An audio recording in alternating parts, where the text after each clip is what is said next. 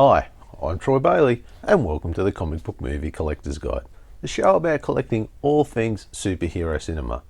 And today we're looking at Bloodshot. Let's get into it.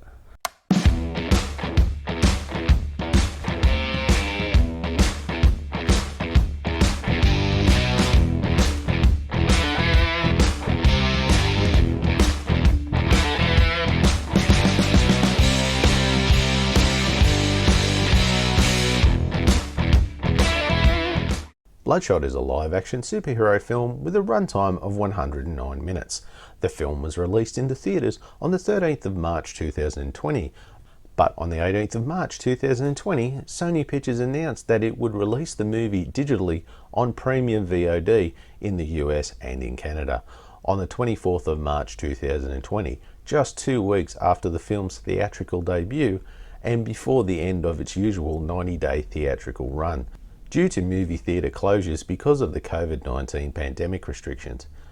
It was later released on DVD, Blu-ray and 4K HD on the 5th of May 2020. It was directed by David S. F. Wilson and was written by Jeff Wadlow and Eric Heisserer, with the film being produced by Columbia Pictures and distributed by Sony Pictures Releasing. In March 2015, Columbia Pictures had acquired the film rights to the Valiant Comics character Bloodshot, and later in April 2015, Sony Pictures, Original Film, and Valiant announced a 5-picture deal to bring the Valiant Comics superheroes to the big screen in a shared universe of movies starting with Bloodshot. The film tells the story of Ray Garrison, an elite soldier who was killed in battle and is brought back to life by an advanced technology that gives him superhuman strength and fast healing. With his newfound abilities, he goes after the man who killed his wife, or at least who he believes killed his wife. Garrison must embark on a desperate mission to find out what's real and what's not. Okay, the disc in case. So I have the Blu-ray edition here. This is pretty much a stock standard cover across the board. There was another version with a couple of the other characters in the background. But overall, I'm guessing because of the success of this movie, this is pretty basic. There's not a lot to this.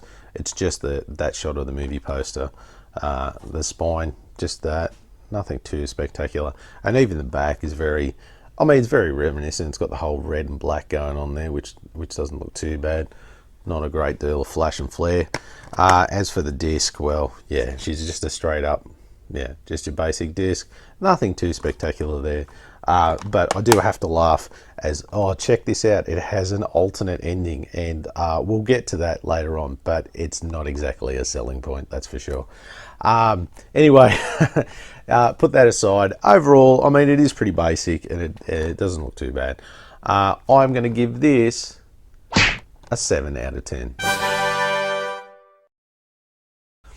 The story and script. This is primarily an origin story of Bloodshot, which was done reasonably well. It wasn't perfect, but it did cover all its bases. The story is based off the current version of Bloodshot in the comics. He's been rebooted 3 times now with his origin story and the premise of what he's about. Just tweaked a little bit each time when you get a new writer assigned to the comic book. Which I like this version, as it's a great premise for a movie franchise, put it that way. Now, the script was, okay, it wasn't Shakespeare, but it was serviceable for the movie, and it has a twist in the middle that I have to say I didn't see coming. But from what I've heard, if you've seen the trailer, it kind of gave stuff away, and I didn't see the trailer, so I was surprised when the plot twist came up, and it was pretty good. But it was loaded with characters just unloading exposition on the audience like we had a head injury. It was not great, as no credit was given to the audience to figure stuff out for themselves. But when you look at this movie as a whole, this is a straight up run-of-the-mill Vin Diesel action movie. And let's face it, you're not there to watch him deliver emotional monologues. You're there to watch him shoot guns and beat guys up. And that is what he does to a T. So if you're looking for something more out of this movie, then I'm afraid you're going to be sadly disappointed. Anyway, with that, I will give this 21 out of 30. From page to screen, as I said before, this version of Bloodshot on screen is the current one that's in the comics, which I think they did well in bringing him to life. And of course, Vin Diesel did a pretty good job, I thought. And he was a pretty good choice for the character. Though the only thing that I would have liked to have seen is him all pale white, with pale white skin like he is in the comics.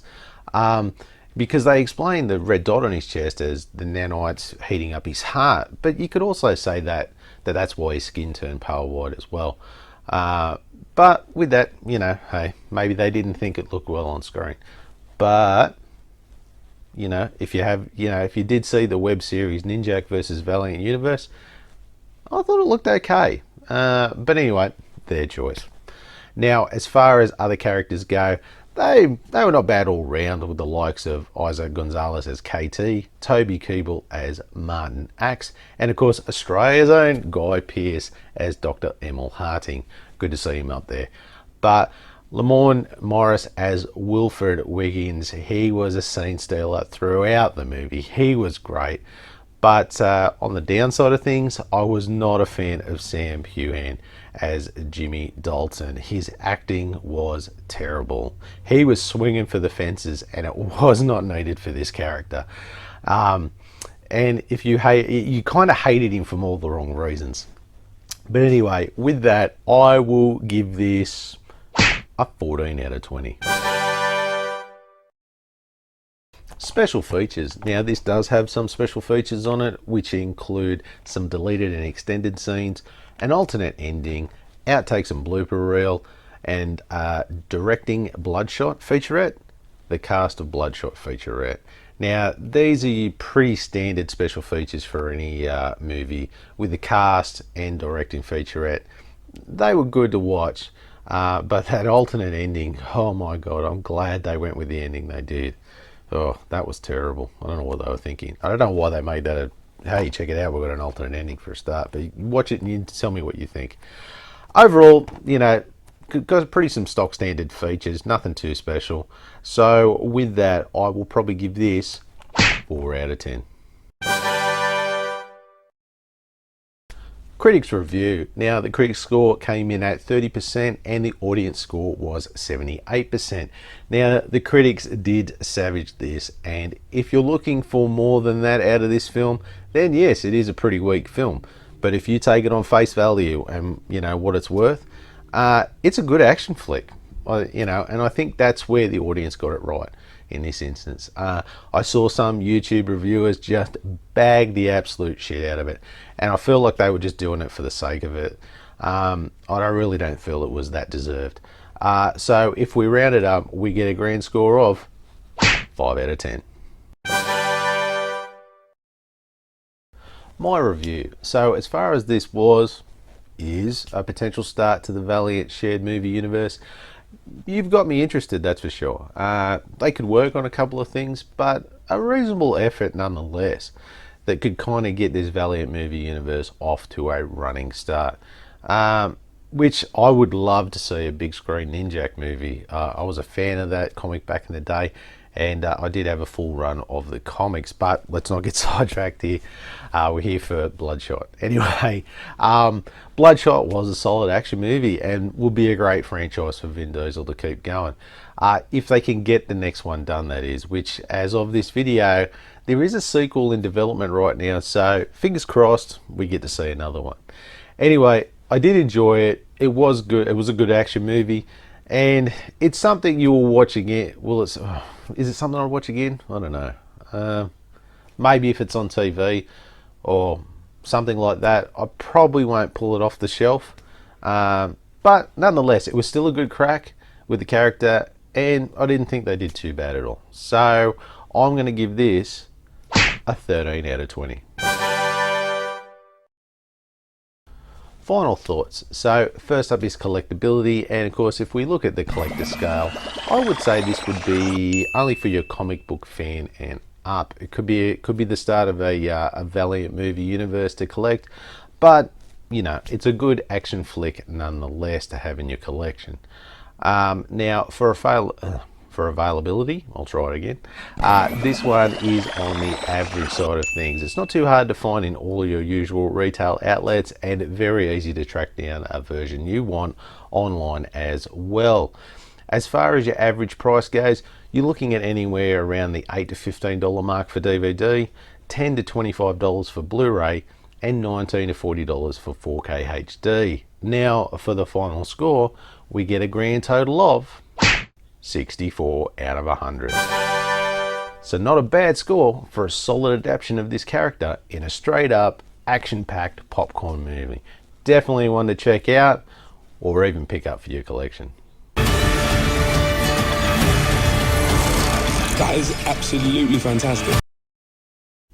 Thanks so much for watching. I really hope you enjoyed this episode, and if you did, why not hit the like, subscribe and notification buttons, as it really helps the channel out, and I really do appreciate it. Thank you very much. Also, let me know in the comments down below if you enjoyed the movie or whether you managed to pick up a copy for your collection. Now also, if you would like to request a review or you want to see something else on the channel, by all means you can email me at comicbookmoviecollector@gmail.com, or you can hit me up on the socials at comicbookmoviecollector on Facebook, Instagram and Twitter. All the links will be down below. Thanks again for watching, and I'll see you next time.